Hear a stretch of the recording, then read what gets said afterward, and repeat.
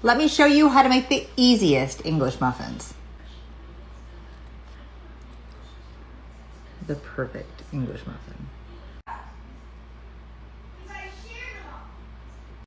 I'm gonna use my electric mixing bowl for this, and I'm gonna go ahead and add 1 cup of warm milk. I took it straight out of the fridge into the microwave for 1.5 minutes. That was 1.5 cups. 1.5 cups of warm milk. I have vacation brain, okay? I'm sorry.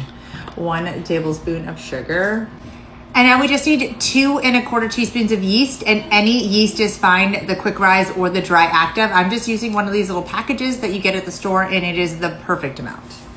Now I'm gonna give this a really good whisk, and we're gonna let it sit on the counter for 5 minutes.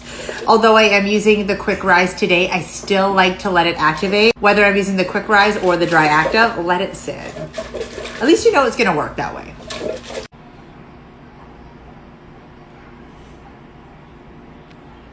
Hopefully you guys stayed and watched that yeast activate. To me, it is so fascinating. I love watching it every single time. And if your yeast doesn't do that, do not continue past this step. Your buns, your bread, your English muffins, it just won't work. Your yeast needs to activate. My milk was obviously that perfect temperature that it worked out for me. I have 2 tablespoons of melted butter. I'm going in about a teaspoon of salt. And now we just need 3 cups of all-purpose flour. But like I say, when making bread, buns, dough of any kind, always start low and work your way up because it is different for everyone. I'm going in with 3 cups, but you could always start with 2 cups. Throw it into your electric mixer, medium speed, and just work your way up. So 3 cups was absolutely perfect for me. This is how my dough looks.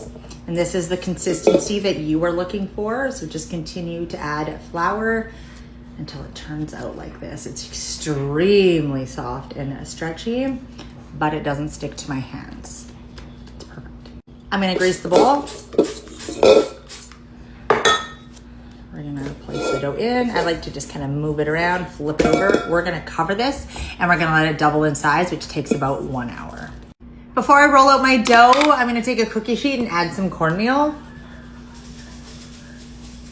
And we're just gonna place this to the side. This is how our dough looks after 1 hour. I'm gonna dump it out. Now just roll them into whatever thickness that you really want. I'm gonna go a little thicker than I normally do. Probably like 1/2 inch. I'm just using this cookie cutter. If you don't have a cookie cutter like this, you can just use like a glass. Now I'm just gonna remove all the excess, and we're gonna place our muffins on that cookie sheet with the cornmeal. This is just how thick I have them. They're not all the same, but this is kind of what I'm aiming for.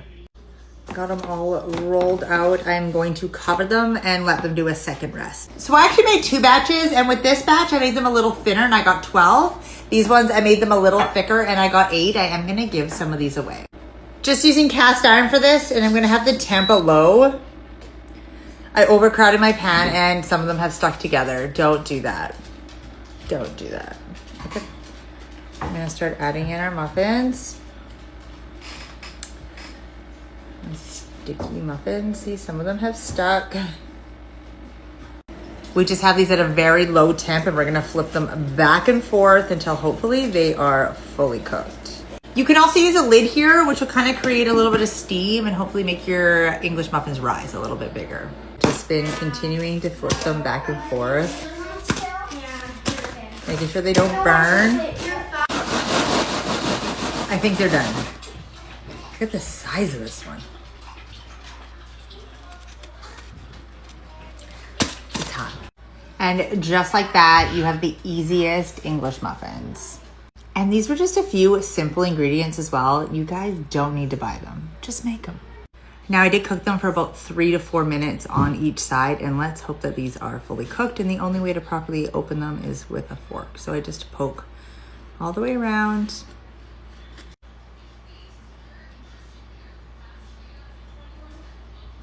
The perfect English muffin. Last time I made these, somebody asked if it had all the nooks and crannies, and guys, it does. They truly resemble the English muffins you buy in a store, but better, way better.